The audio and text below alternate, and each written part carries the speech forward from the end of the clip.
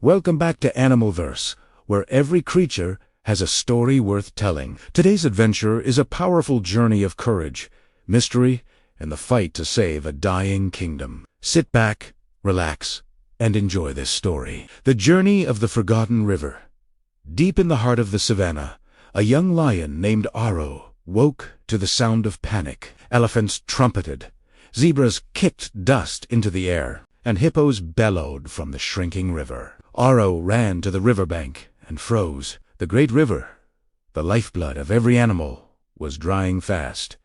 Fish flopped helplessly on cracked mud. Birds circled overhead, confused and thirsty. Elder Nala, the wise elephant, approached with fear in her eyes. The river has never dried before. Something is blocking its source. The Council of Animals gathered under the ancient Baja. It was decided that a team would travel upstream to discover why the water was disappearing. Aro volunteered. Joining him were Lyra the fast cheetah, Kibo the strong young elephant, Balo the clever baboon, and Tamu the ancient tortoise. They began their journey across dry grasslands, under the burning sun, toward a mystery none of them understood. The first days were brutal. The sun was relentless, and the landscape grew more barren with every step. Dust storms forced them to huddle together for protection, their eyes stinging and their throats parched. Water was a distant memory. Hope began to dwindle. But Aro, seeing the weariness in his friend's eyes, refused to give up. He shared stories of the great river in its full glory, of cool waters and lush banks, reminding them what they were fighting for. One evening, huddled around a non-existent fire, Balo the baboon chattered excitedly. He had found strange markings on a series of rocks. Tamu, the ancient tortoise, slowly moved closer. His old eyes, which had seen centuries pass, recognized the symbols. "These are not markings of nature," he rasped. "They are warnings." From the Shadowlands a chill ran through the group. The Shadowlands was a place of legend, a forbidden territory where it was said the very earth was poisoned and hostile. No animal had ventured there for generations. The warnings spoke of a great darkness that consumed water and life. Their path was now clear, though terrifying. They had to enter the Shadowlands. As they approached its border, the air grew heavy and cold. The vibrant savanna gave way to twisted, skeletal trees and gray, lifeless soil. The silence was unnerving, broken only by the crunch of their paws and feet on the brittle ground.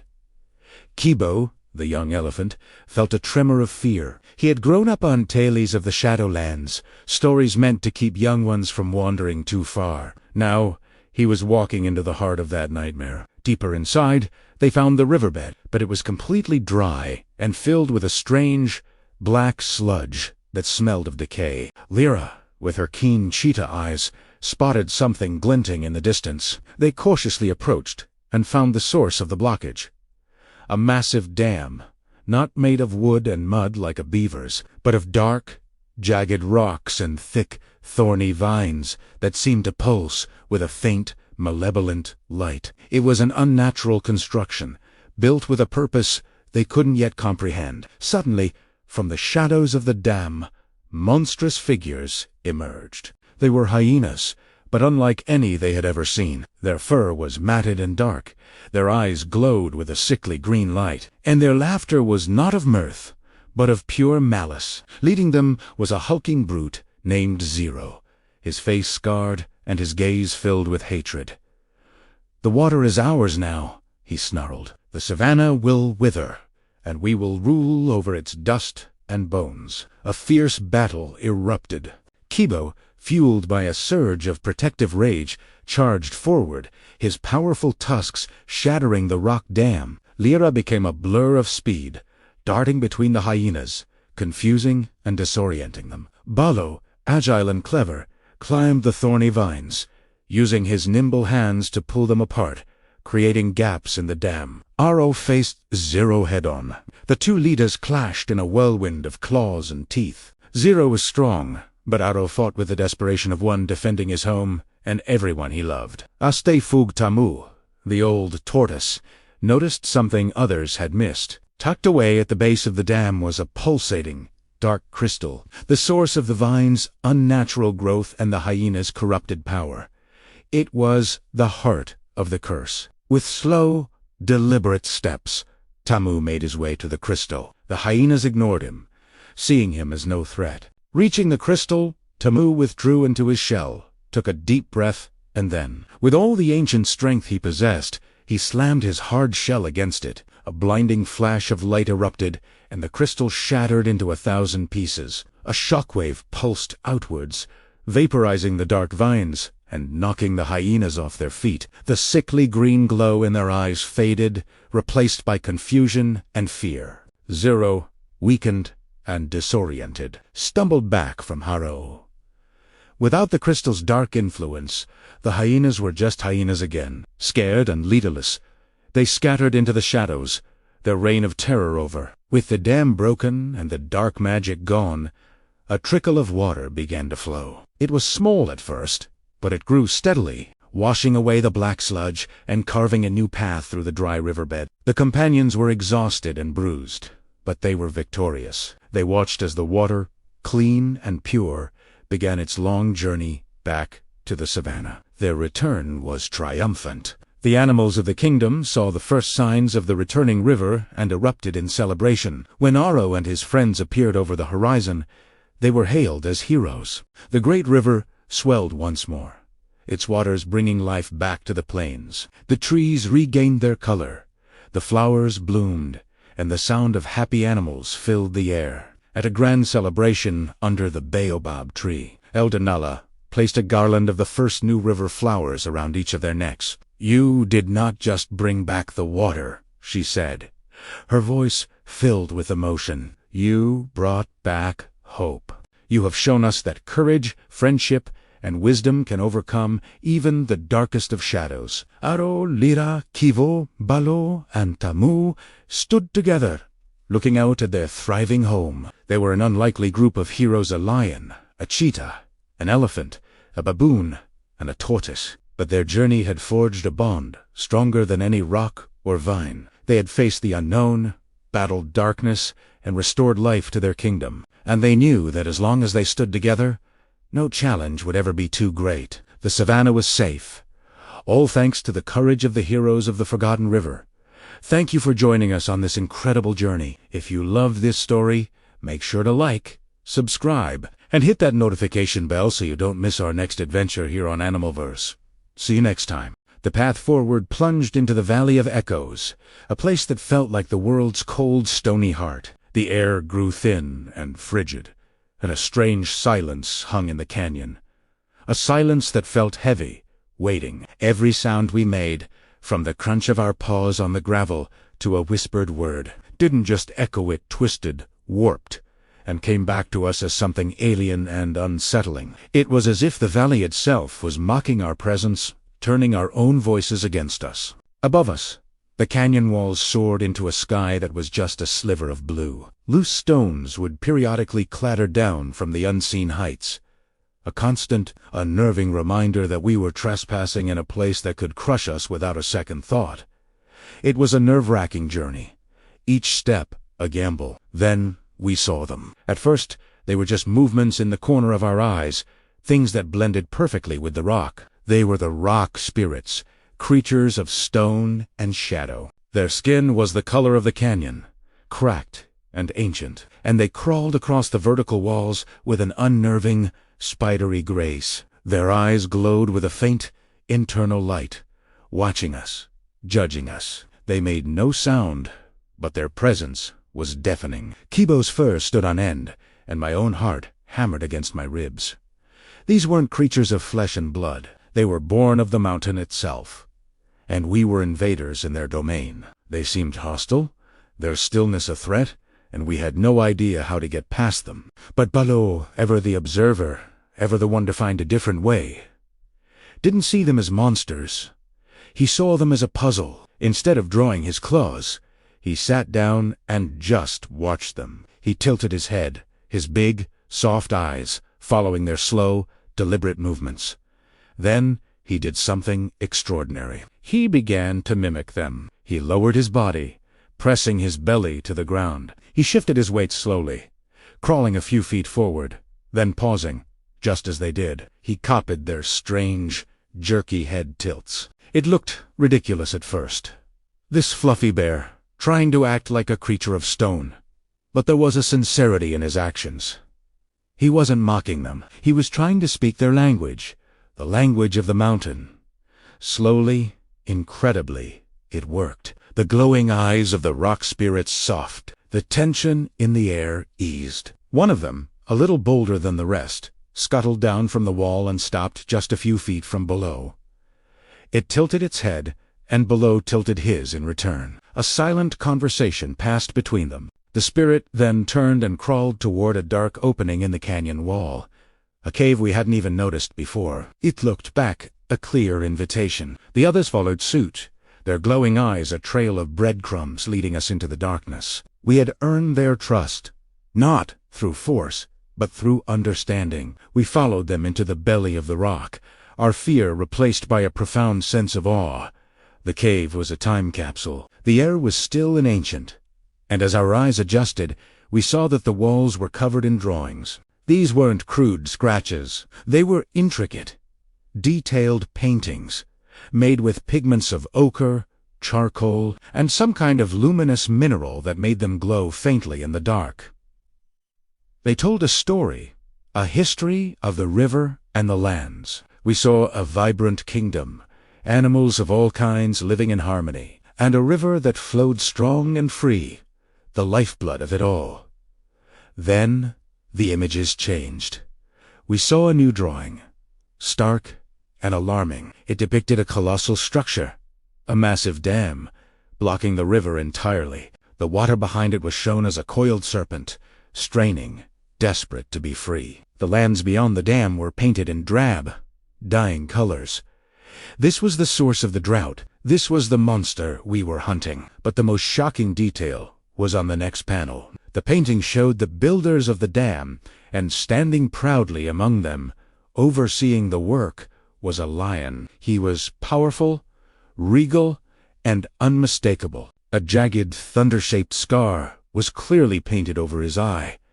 My breath hitched in my throat. I couldn't speak, couldn't breathe. My mind relayed, refusing to connect the dots. It was impossible. It had to be. Kibo and Balo looked at the painting, and Tin at me, their eyes wide with confusion and concern. I could only manage a choked whisper, a sound that was swallowed by the ancient silence of the cave. That's my father. The revelation hit me like a physical blow. My father, the king who had vanished, the hero I had idolized my entire life. He was the one who had built the dam. He was the cause of our kingdom's suffering. It didn't make any sense.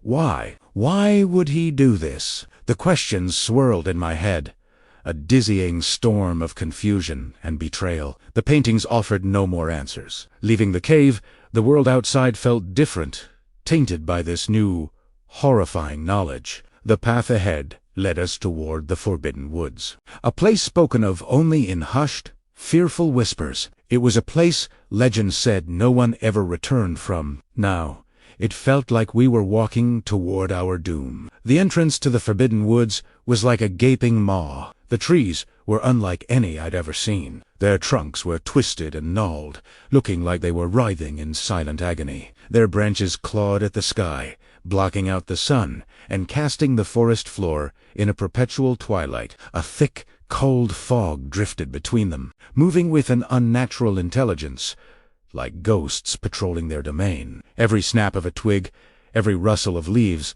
sounded like a predator stalking us in the gloom. The air was heavy with the smell of damp earth and decay. It felt like the forest itself was alive, and it did not want us there. We had to push our way through, our paws sinking into the soft, mossy ground. Our progress slowed to a crawl as we encountered a wall of thick, thorny vines. They were as thick as my arm, and covered in barbs that snagged our fur and tore at our skin. It was a living barrier, sealing the path completely. Kibo, with his sharp claws and fierce determination, took the lead. He slashed and tore at the vines, his snarls of effort muffled by the oppressive fog. Balo used his immense strength, grabbing hold of the thickest tendrils, and pulling them apart with mighty heaves. I joined in, my own claws finding purchase, my mind numb with the single, driving thought of finding my father, of getting answers. It was exhausting work, but together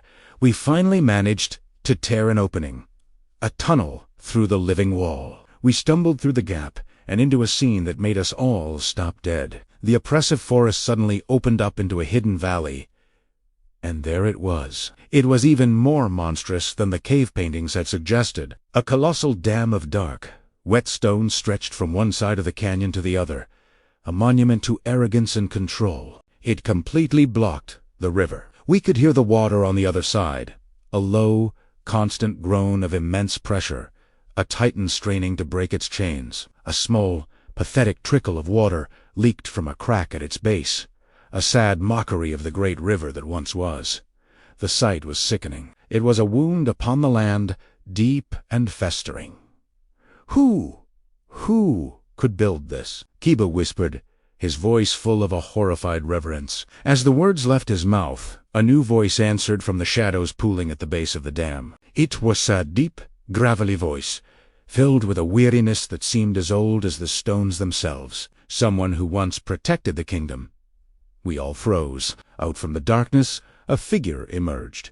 It was a lion massive and scarred by years of hardship. He was older, his mane streaked with gray, his movements stiff. But there was no mistaking the power he still held, or the familiar shape of the thunder scar that cut across his face. My world stopped turning. My legs felt weak, and my voice was a stranglet, gasp, barely audible.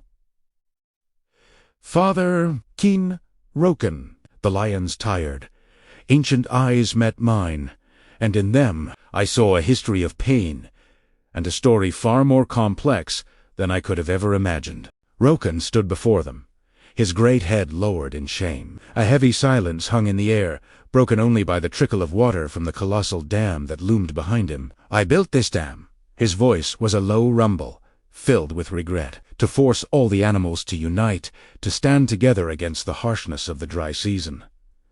But in my ambition, I have only brought them more harm. I've hurt the very ones I sought to protect. The weight of his words settled upon the small group of heroes who had risked everything to confront him. The air was thick with tension, the fate of the entire savannah hanging in the balance. Would this be a final, devastating battle? Or could there be another way? Aro, his son, stepped forward, his gaze unwavering as he met his father's sorrowful eyes. There was no anger in his expression, only a firm, quiet strength.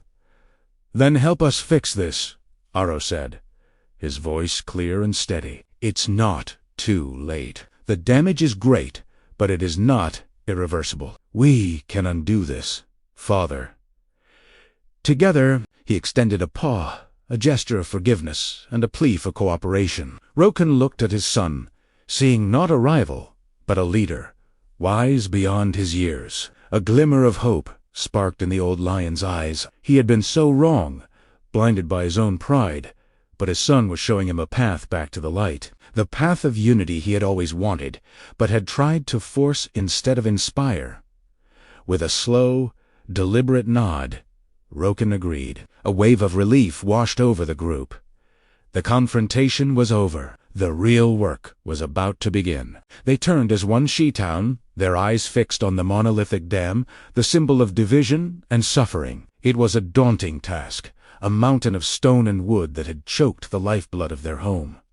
But now they were not enemies. They were a team, united by a single, desperate purpose: to save their kingdom. Together, they would break down the walls that separated them and let life flow back into the savannah. The race against time had begun. The air palavras, with a new energy, not of conflict, but of focused determination. "Let's do this," Kibo the rhino declared, his voice a determined grunt. He lowered his powerful head and charged, his horns striking the base of the dam with the force of a battering ram. Chips of coesus and splinters of wood flew, but the structure barely shuddered. It was built to last, a monument to Roken's stubborn will. But Kibo was just as stubborn. He backed up, snorted, and charged again and again, his every effort a testament to his unyielding spirit. He knew this was more than just breaking a wall. It was about reclaiming their future. Meanwhile, Lyra the leopardess moved with silent, flusigit grace. Her sharp claws, usually Haramantas for hunting, now served a different purpose. She leaped swonelessly from rock to log, slicing through the thick, gnarled vines that Rokan's baboons had woven Promokau the dam's structure. Snip, slice, tear. Being Aftabin, apart under her relentless assault, she was a blur of focused energy, her movements precise and deadly. Each severed vine was a loosened versus, a small victory in the larger battle. She worked tirelessly, her muscles coys as her breath coming in short hisses, freeing the tangled heart of the dam. Down below, the elephant used his immense strength and intelligence. He wrapped his trunk around a massive log mulhars as a key support beam. With a low groan of effort, he pulled. The muscles in his neck and shoulders bulged. The log resisted, Promosum firmly in place. But Balo was the Artigos of the savannah. He repositioned his feet, dug his tusks into the muddy bank for leverage, and heaved with all his might. With a sickening crack, the log splintered and tore free from its mood. He tossed it aside and immediately moved to the next, intemely dismantling the dam piece by piece. Nyegova's strength, now a force for creation, not destruction. All the while, Tamu, the wise old tortoise, directed their efforts. Her age had given her a unique understanding of structure and esters. Kibo, strike Promosum. The base is weaker on the left, she'd call out. Lyra, see that knot of vines above the large boulder? Cut there. Her calm, authoritative voice cut through the chaos of Nihova efforts. She guided them to the dam's weakest points, the criticus junctures that held the entire thing together. She couldn't lift a koisa or cut a vine, but her wisdom was the most powerful tool they had. She was the architect of their deconstruction, ensuring that every ounce of effort was spent mensigence and effectively. Her mind was as crucial as their muscle. Rokan and Aro stood side by side, a mirror image of power and arti. They watched the others work, their hearts swelling with pride and humility. Then it was their turn. Tamu pointed to the central keystone, a massive, cracked boulder Promokau. At the heart of the dam Nausen, together, father and son braced themselves. They took a deep breath, and then they roared. It was not a roar of aggression, but a focused blast of pure sonic power. The sound waved Eretos into the air, vibrating with Gigich combined strength. It slammed into the keystone, and a spider web of new cracks appeared across its surface. They roared again, their voices in perfect harmony. The cracks widened. The entire dam groaned, protesting its imminent demise. The water behind it palavras. Against its art, they poured all their strength, all their regret, and all their hope into one final, cataclysmic roar. The sound was deafening.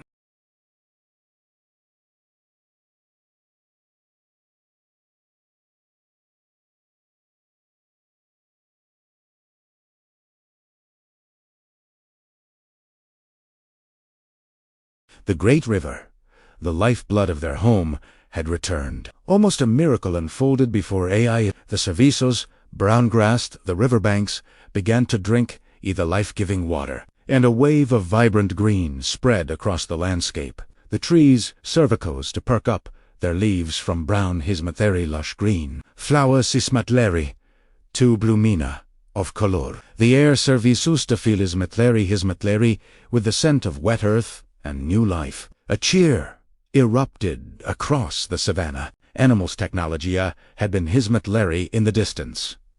Now cervico, their voices in a joyous chorus. Hippos kismatleri, back into the river, with delight. Zebras and wildebeest galloped along the banks, kicking up their heels. Birds, hismatleri and hismatleri in the sky. The kingdom was saved. The long drought cervicos by Rokan's dam was over. Life had returned. More hismatleri and beautiful than before, hismatleri by the shared ordeal and victory. It was a celebration Servecios all, a testament to what they could achieve when they stood together. Aro stood on a hismatleri, His father Savicios beside him. No longer, but a humble partner. Kibolira, Balo, and Tamu gathered around them, their faces cervicos with cervicos and relief. They looked out cervicos, the revitalized landscape, the great river services, to the horizon services, a suva ribbon, the setting sun, cervicos the sky in hues of orange and purple, a warm glow over their restored home. Otto looked at his friends, his family, his team. "We saved our home," he said. His voice, Servicios, with emotion, but cervicos and clear for all to hear. Together, the word Savicios in the air, Savicios untrue. It was cervicos only the river that had been restored. But trust in each other. Thank you for watching this Animalverse adventure. If you enjoyed this journey and want more powerful animal stories, make sure to subscribe, hit the like button, and turn on notifications so you never miss the next video. Your support helps this channel grow and brings more wild stories to life. See you in the next adventure.